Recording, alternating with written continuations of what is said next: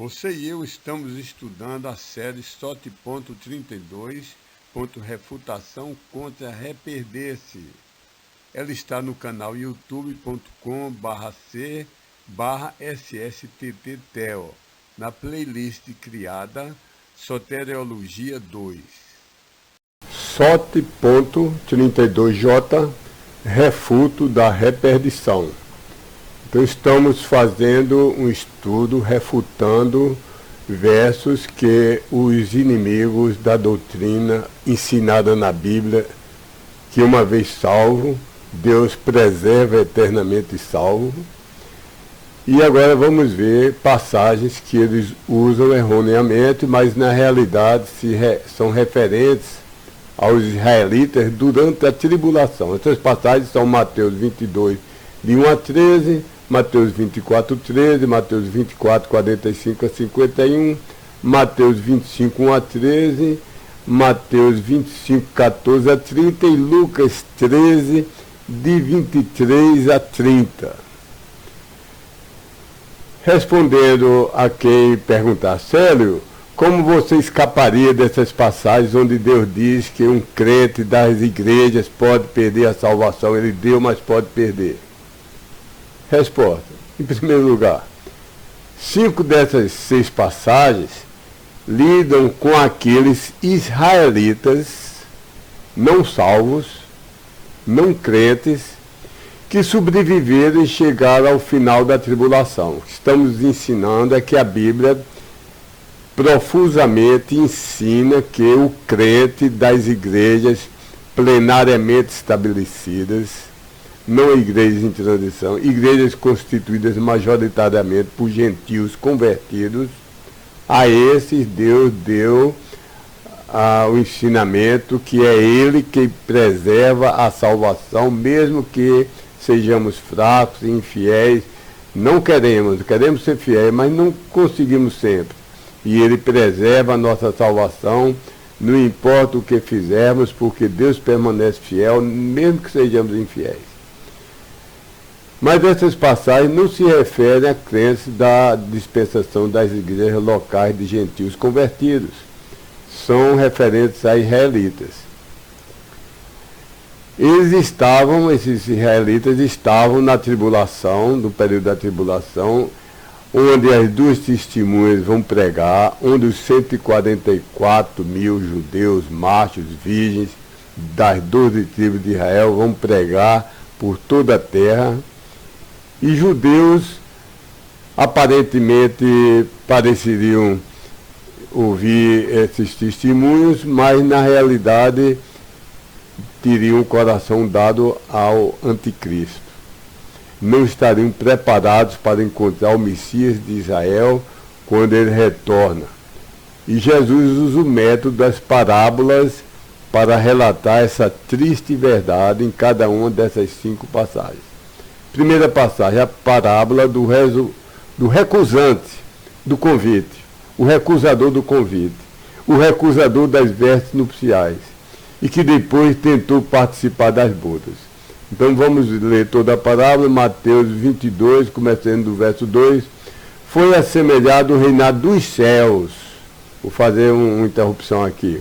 Há uma diferença frequente. Às vezes, reinar dos céus e reino de Deus são sinônimos e falam da mesma coisa.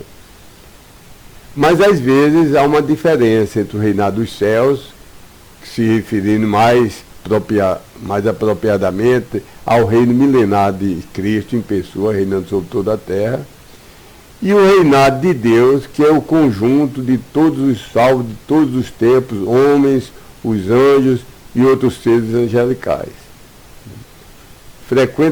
Mais frequentemente do que não, há uma diferença. Às vezes são usados como sinônimos, mas muitas vezes são usados como uma diferença.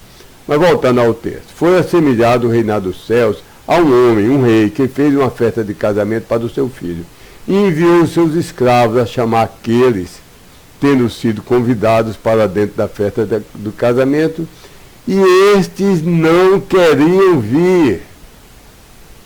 De novo enviou ele outros escravos, lhes dizendo, dizer àqueles tendo sido convidados, eis que o meu jantar já preparei, os meus bois e os meus cevados já tendo sido mortos, e todas as coisas já estando prontas. Vinde para dentro da festa de casamento. Há uma diferença entre o casamento e a festa de casamento. A festa do casamento é o reino milenar, começando que as aves se alimentam dos cadáveres dos exércitos de anticristo, do rei do Oriente, etc., se alimentam muitos meses ou anos das carniças desses soldados que foram mortos, revoltosos, foram mortos pela vinda do nosso Senhor Jesus Cristo em força e poder para reinar com vara de ferro. Então, convida para a festa de casamento, não é para o casamento. Verso 5. Eles, porém, não havendo feito caso, se foram. Em verdade, um para o seu próprio campo e outro para o seu comércio, e os demais, havendo agarrado os escravos dele, os ultrajaram e mataram. Isso se aplica essa parábola aos profetas que foram mortos. Verso 7. Havendo o rei, porém, ouvido a respeito disso, foi tornado indignado, e havendo enviado os seus exércitos, fez perecer aqueles homicidas, e a cidade deles ele incendiou. Verso 8. Então diz ele aos seus escravos, em verdade, a festa de casamento preparada está. Aqueles, porém, tendo sido convidados, não eram dignos dela. E depois para dentro das saídas das estradas, e a todos e quaisquer homens que encontrardes, convidai para dentro da festa de casamento. Verso 10. E havendo aqueles escravos saído para dentro das estradas, trouxeram junto todos quanto encontraram, tanto maus como bons, nesse sentido aqui, maus e bons, tanto os pobres, os desvalidos, como os ricaços. E foi tornada cheia a festa de casamento, por aqueles estando assentados à mesa. Verso 11. E havendo o rei entrado para ver aqueles estando assentados à mesa, viu ali um homem não tendo se trajado com uma roupa exterior da festa de casamento. Olha que isso nos passa no céu, porque um dos judeus convidados, na hora da destruição dos exércitos do anticristo, se escondeu também numa caverna aí de centenas de metros de profundidade, escapou e depois de muitos dias ficou lá 1 mês, 2 meses, levou comida, água, saiu e tentou se esgueirar para ir para a festa de casamento. Então isso só pode se passar na terra. Verso 12. E ele, isso é, o rei lhe diz, ó amigo, como entraste aqui não tendo tu uma roupa exterior da festa de casamento? Todas as pessoas que estavam na festa de casamento tinham uma roupa dada pelo rei com que eles se vestiam, uma roupa exterior que colocava em cima da roupa interior. E o escravo, ele porém emudeceu. Verso 13, então disse o rei aos seus serviçais, havendo amarrado os seus pés e mãos, levai-o embora e lançai-o fora para dentro da treva mais exterior, ali haverá o pranto e o ranger dos dentes. Já fiz uma observação aqui que a diferença, mesmo havendo semelhanças, entre o reinado dos céus, que é o milênio, e o reino de Deus, que é o conjunto de todos os homens salvos, anjos e outras criaturas angelicais, que real e gozosamente se submeteram a Deus. A outra passagem, em Mateus, a segunda passagem, Mateus 24, 45, 51, veja que essa passagem é uma resposta que os apóstolos fizeram de quando seria a destruição de Jerusalém, quando seria a vinda do milênio. Todo esse Mateus 24 e 25 é Cristo respondendo a essa pergunta. Verso 45, isso é Jesus ensinando, quem pois é o escravo fiel e prudente, a quem constituiu o seu Senhor sobre os servidores dele, para lhes dar o alimento no devido tempo.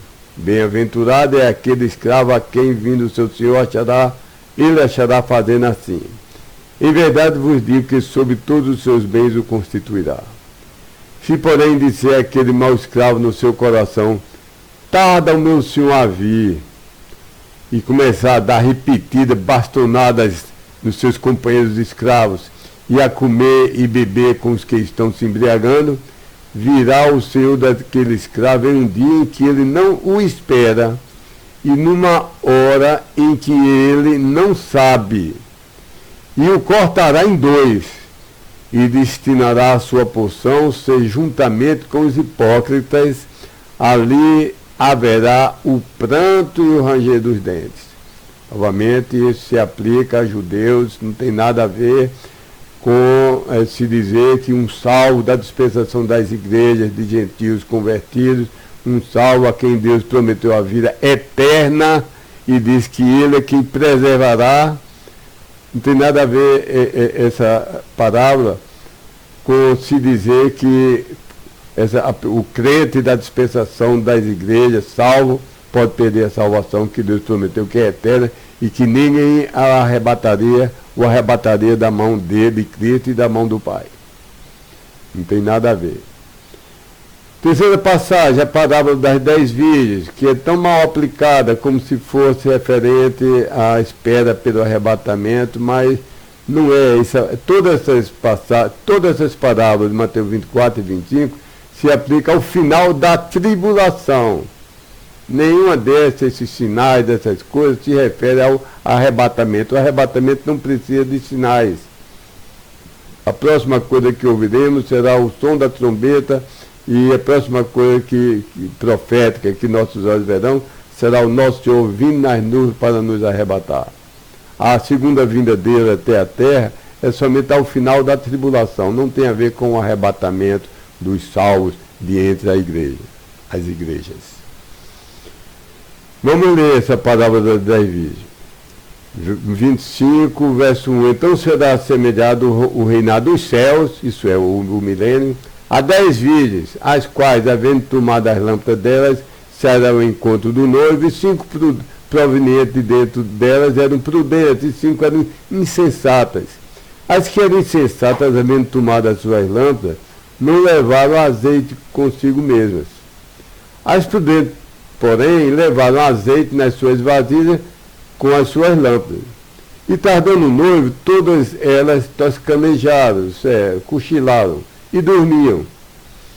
Mas ao meio da noite, um clamor tem surgido: eis o noivo, eis o noivo vem, saí para o encontro com ele. Então se levantaram do sono todas aquelas virgens e prepararam e embelezaram as suas lâmpadas. E as virgens insensatas disseram às prudentes: dai-nos proveniente de dentro do vosso azeite, porque as nossas lâmpadas se apagam. Responderam, porém, as virgens prudentes, dizendo: não, para que ele, o azeite, não seja suficiente a nós e a vós outras. Ide, porém, muito melhor aos que o estão vendendo, e comprai-o para vós mesmas. E enquanto estando elas indo embora para comprar, que é as virgens insensatas, chegou o noivo, e as virgens que estavam preparadas entraram com ele para a festa de casamento, e foi fechada a porta. Depois, então, chegaram também as outras virgens, dizendo: ó Senhor, abre-nos. Ele, porém, havendo respondido, disse: em verdade vos digo que não vos tenho conhecido. Vigiai, pois, porque não tendes sabido o dia nem a hora em que o Filho do Homem vem. Então, novamente, essa passagem, Campinho está dizendo aqui: um José da igreja X, de crentes verdadeiramente salvos, de uma igreja do século XX, do século XXI, Deus prometeu a salvação eterna, e depois Deus furou a promessa dele e tomou a salvação eterna e mandou ele para o inferno. Não tem nada semelhante nem vagamente a isso. Quarta passagem, a parábola dos 8 talentos. em Mateus 25, 14 a 30. Também a resposta à pergunta sobre a destruição de Jerusalém e sobre a vinda do milênio. Verso 14. Porque o reinado dos céus, novamente se refere à vinda do milênio, é como um homem que, em partindo para longe do seu povo, chamou os seus próprios escravos e lhes entregou, confiou os bens dele. E em verdade a um deu 5 talentos, a outro deu 2 e a outro deu 1 só. A cada um deu segundo a sua própria capacidade. E logo partiu para longe do seu povo. E havendo partido aquele escravo, havendo recebido os 5 talentos, negociou com eles e fez deles mais outros 5 talentos. Da mesma forma, também o que receberam os 2, granjeou também ele mais outros 2. Aquele, porém, que o 1 só recebera, havendo ido, cavou na terra e escondeu o dinheiro do seu senhor. E depois de um longo tempo, vem o senhor daqueles escravos e faz conta com eles. Então, havendo chegado àquele, os 5 talentos havendo recebido, trouxe-lhe mais outros 5 talentos, dizendo: ó Senhor, 5 talentos me entregaste, confiaste, eis aqui outros 5 talentos granjeei além deles. E lhe disse o seu senhor: bem está, ó servo bom e fiel, sobre poucas coisas foste fiel, sobre muitas coisas te colocarei. Entra para o gozo, a alegria de o teu Senhor. E havendo chegado também aquele, havendo recebido os 2 talentos, disse: ó Senhor, 2 talentos me entregaste e confiaste. Eis aqui outros 2 talentos granjeei além deles. Disse-lhe o seu senhor: bem está, ó escravo bom e fiel. Sobre poucas coisas foste fiel, sobre muitas coisas te colocarei. Entra para o gozo, a alegria de o teu Senhor. Havendo, porém, chegado a ele, também aquele, tendo recebido o 1 só talento, disse: ó Senhor, eu te conheci. Isso é uma calúnia, viu? Que ele vai dizer. Ó Senhor, eu te conheci, que és um duro homem, ceifando onde não semeaste e ajuntando de onde não espalhaste. E eu, havendo temido e havendo ido para longe, escondi o teu talento na terra. Eis, aqui tens o que é teu. Havendo, porém, respondido, o seu senhor lhe disse: ó mau e negligente escravo, tinhas sabido que eu ceifo onde não semeei e ajunto onde não espalhei? Ora, pois, necessário a ti haver enviado, confiado o meu dinheiro aos banqueiros. E havendo eu vindo, eu recebi o meu próprio dinheiro juntamente com os juros. Tirai, pois, para longe dele o talento, e dai-o àquele que está tendo os 10 talentos. Porque a todo aquele que está tendo será dado e terá em abundância, mas proveniente de junto daquele que não está tendo, até mesmo o que tem será tirado para longe dele. E ao escravo inútil lançai-o fora, para dentro da treva, a mais exterior, ali haverá o pranto e o ranger dos dentes.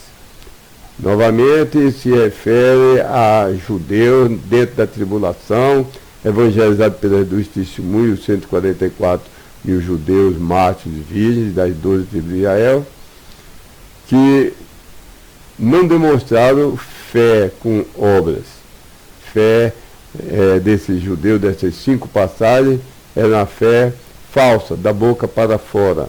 E foi finalmente demonstrado, evidenciado pelo procedimento deles, que eles jamais tiveram fé e eles não foram admitidos para dentro do milênio. Foram lançados no inferno. Só entrará no milênio os que se converteram durante a tribulação. Não são mais parte da igreja, das igrejas locais, mas são judeus, os prosélitos que se converteram na 70ª semana de Daniel, que ainda é uma dispensação principalmente referente a judeus. A 5ª passagem é a única que vai ser em Lucas. Lucas 13, de 23 a 30. E referente à porta estreita. E lhe disse, 23, e lhe disse um certo homem: ó Senhor, são poucos aqueles sendo salvos? E ele lhes disse: esforçadamente lutai para entrar através do portão estreito, porque muitos, eu vos digo, procurarão entrar e não poderão. Desde o tempo em que houver sido levantado o Senhor da casa, e houver fechado a porta, e começardes a, do lado de fora, vos postar e bater a porta, dizendo: ó Senhor, abre-nos. E ele vos dirá, havendo respondido: não vos tenho conhecido, de onde vós sois. Então começareis a dizer: comemos e bebemos na tua presença, e nas nossas ruas largas tu ensinaste. Está se referindo às cidades de Israel. Foram os judeus que tiveram o privilégio de Cristo em pessoa ensinar, e eles não creram, não se converteram. 27. E ele vos dirá: digo-vos, não vos tenho conhecido de onde vós sois. Apartai-vos para longe de mim, todos vós, os obreiros da iniquidade. Ali haverá o pranto e o ranger dos dentes, quando virdes Abraão, Isaque e Jacó e todos os profetas no reinado de Deus. Isso é no milênio. Aliás, o reinado de Deus é o conjunto de todos os salvos. Me desculpe. Vou lendo de novo. Ali haverá o pranto e o ranger dos dentes, quando virdes Abraão, Isaque e Jacó e todos os profetas do reinado de Deus, mas vós mesmos sendo lançados fora. E virão provenientes de junto do Oriente, do Ocidente, provenientes de junto do Norte e do Sul, e se assentarão à mesa no reinado de Deus. E eis que há derradeiros, que serão os primeiros, e há primeiros, que serão os derradeiros. Uma dessas passagens lida somente com sobrevivência física, vida física durante a tribulação. Voltando a Mateus, aliás, 24:13, Cristo está respondendo a pergunta de quando é que ele viria, quando haveria a destruição de Jerusalém, quando ele inauguraria o reino milenar, e ele está respondendo essa pergunta. Mas, primeiro, fica a pergunta nossa: a que fim está Cristo se referindo nesse versículo de Mateus 24:13? Vou ler Mateus 24:13. Aquele, porém, havendo pacientemente suportado até o fim, o mesmo, que essa pessoa, será livrado. De acordo com Mateus 24, versículo 3, 6 e 14, está claro que o fim mencionado no verso 13 é o fim da tribulação. Então a resposta é essa: que aquele que vier suportado até o fim da tribulação, o mesmo será livrado. Nota sobre essa passagem, Mateus 24:13. A tradução pode perfeitamente ser: aquele, porém, havendo pacientemente suportado até o fim, o mesmo será livrado. Pelo seguinte motivo: primeiro, nada indica que o contexto de Mateus 24, em local nenhum, inclui o assunto da salvação eterna. Ao contrário, todo o contexto ao redor do verso, leia todo o capítulo, todo o contexto. Leia o versículo 13, leia o 12, o 11 antes, o 10, o 9, depois do 13, leia o 14, o 15, o 16. Todo o contexto pode ser visto como da perda ou conservação da vida física durante as perseguições da tribulação. O verbo upomeno bem pode significar continuar a existir, e o verbo sozo bem pode significar libertar do perigo e da morte física. Isso está absolutamente de acordo com os dicionários, os léxicos e as gramáticas do grego. A melhor tradução de Souza nesse contexto, é o mesmo será livrado. Mesmo em português, o verbo salvar nem sempre é salvação da alma. Se eu disser, houve um incêndio, mas José foi salvo. Se eu disser, Francisco caiu no mar, mas foi salvo. Alguém foi e apanhou. Viu? Ou fulano foi acometido uma doença mortal, mas os médicos salvaram. Muitas vezes o contexto de salvar é libertar de um perigo, libertar de ladrões, libertar de uma situação aflitosa, libertar de uma doença, libertar do cativeiro. Então, mesmo em português, como em grego, o verbo sozo pode significar curar também, libertar de uma doença. Então, a melhor tradução aqui é o sentido de livrar, no sentido de salvação física em vida física. Mas mesmo se a tradução de Souza aqui tivesse de ser o mesmo será salvo no sentido da eterna salvação do espírito, alma e corpo, note que a passagem se refere à tribulação. Eu só estou estudando aqui o que ocorre a nós da dispensação das igrejas locais constituídas majoritariamente por gentios, crentes, a igreja já que saiu da transição entre a lei e a graça, que é a transição do livro do Evangelho, do livro de Atos, havia, sempre entre as dispensações, é um período de transição. Os judeus saíram do Egito, mas no dia que saíram do Egito, no outro dia não estavam em Canaã. Sempre há um período de transição. Noé saiu da dispensação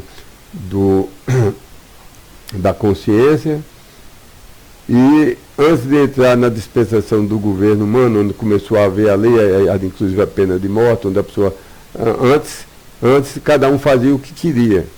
Depois que Noé saiu, Deus disse que o sangue derramado seria, claro que não individualmente pela pessoa, que aí seria vingança, mas a sociedade poderia e deveria punir com a morte os que tiram a vida de um irmão.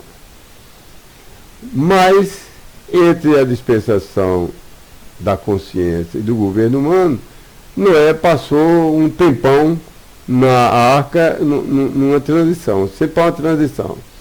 Então, eu estou preocupado aqui, esse estudo, o objetivo é falar das igrejas já plenamente estabelecidas, conforme essas igrejas são instruídas, são estabelecidas, têm a sua Constituição, têm sua Carta Magna, entre o livro de Romano ao livro de Filemon. Muitas coisas nos evangelhos se referem a nós, outras se referem aos judeus. E no livro de Atos, muito se refere a judeus convertidos, mas muito se refere a judeus no limiar da salvação, mas ainda não salvos. Então, o que eu estou dizendo, a passagem se refere à tribulação. Então, é um contexto no qual não estou preocupado agora. Estou preocupado com essas pessoas tão raivosas, tão enfurecidas, como lobos furiosos, que vão atrás, uma pessoa salva, mora em sua casa, tem certeza de salvação, e chegam as pessoas para bater e para tentar tirar a certeza de salvação.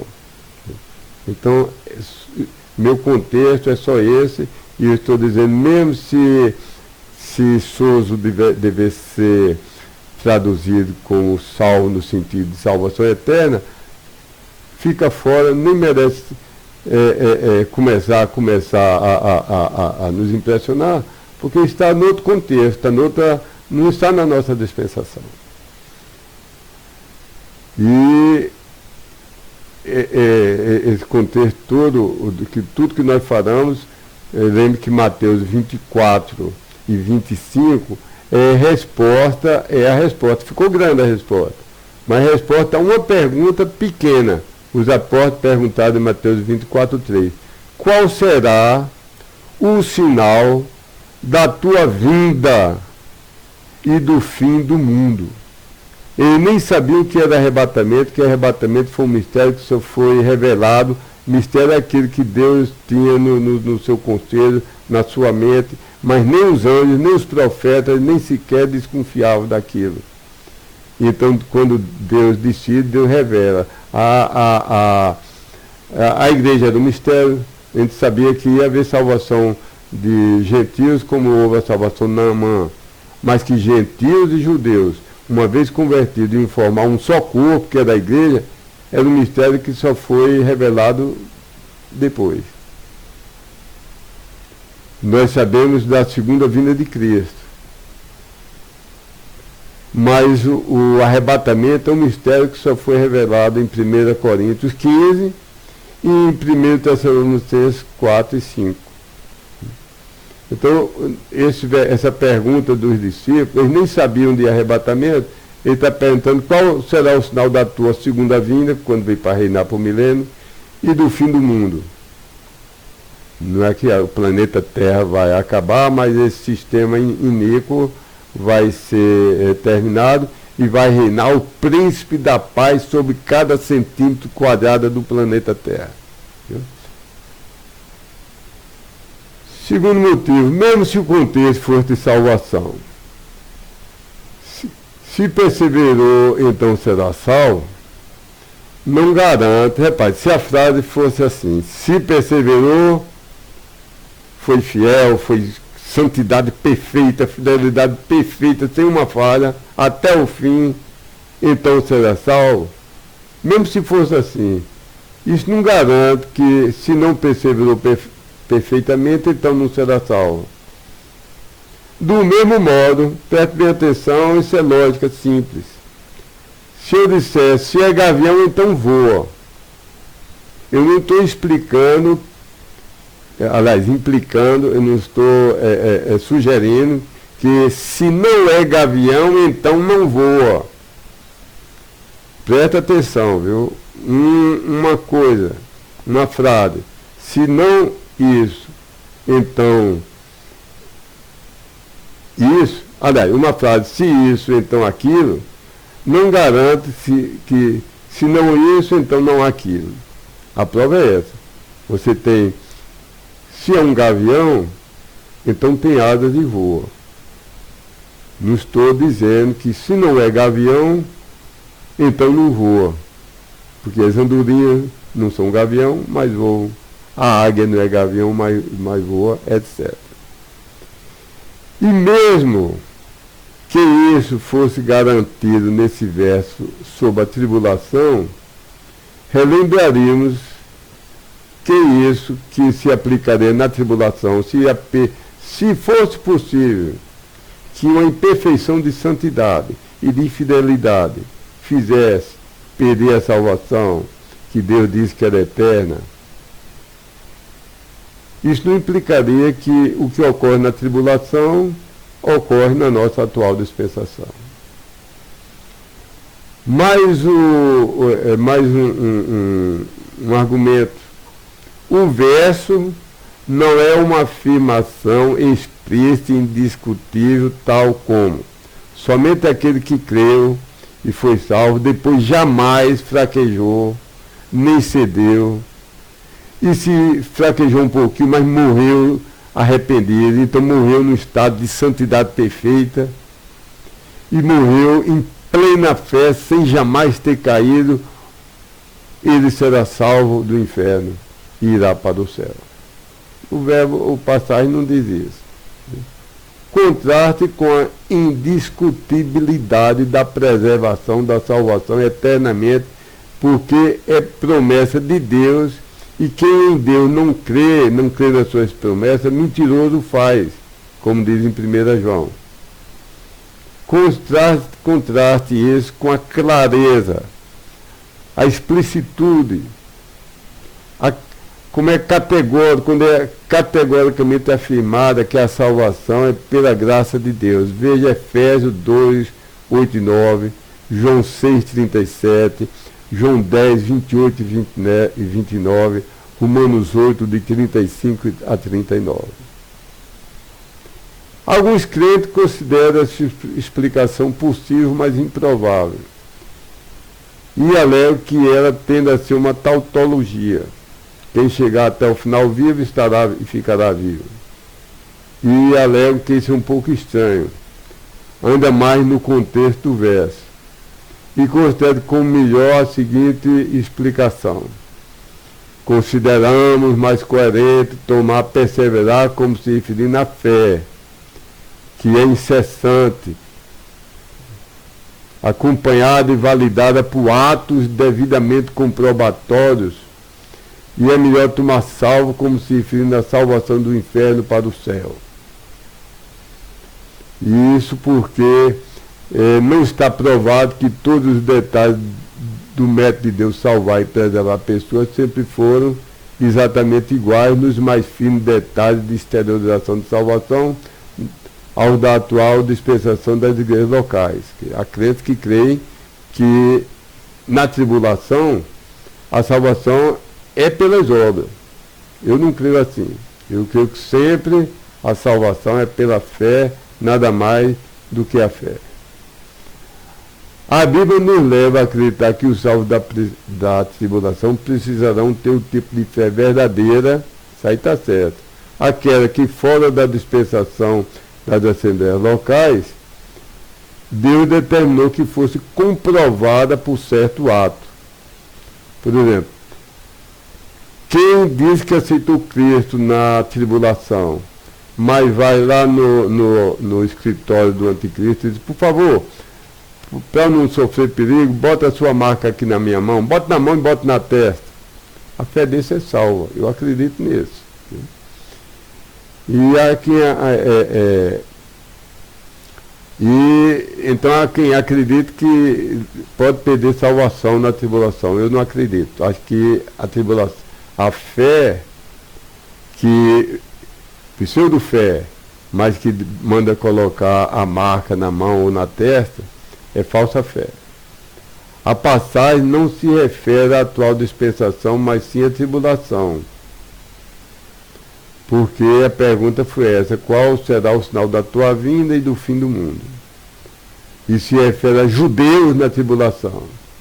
Portanto, a passagem, ser como for, ou da minha maneira, ou da maneira desses crentes, talvez dispensacionalistas demais, ultradispensacionalistas, mas de uma maneira ou outra a passagem em nada afeta a doutrina que o salvo da atual dispensação, que é que o que está me interessando nesse estudo é o crente, o salvo da atual dispensação. De uma maneira ou de outra, não aprova que o crente da atual dispensação das igrejas locais tem sua salvação posta em risco.